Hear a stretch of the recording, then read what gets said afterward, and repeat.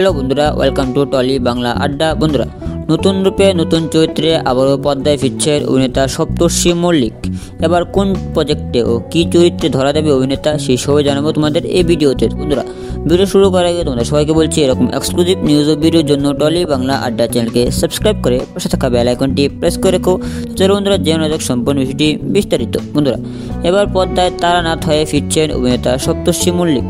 বড় পর্দা থেকে ছোট পর্দায় ভীষণ পরিচিত মুখ তিনি। ছোট পর্দায় তাকে শেষবারের মতো দেখা গিয়েছিল জি বাংলার অষ্টমী ধারাবাহিকে। এর আগে সিমুয়ে আর একটা দোক্কা ধারাবাহিকে অভিনয় করেছিলেন। ফের আবার নতুন প্রজেক্টে অভিনেতা এই নতুন প্রজেক্টে ছোট পর্দায় নয়, বড় পর্দায় আসতে চলেছে।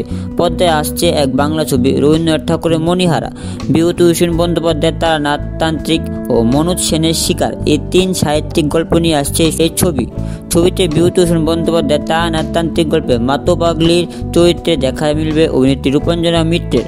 পর্দায় তারানাথ চরিত্রে দেখা যাবে অভিনেতা সপ্তর্ষি মল্লিককে।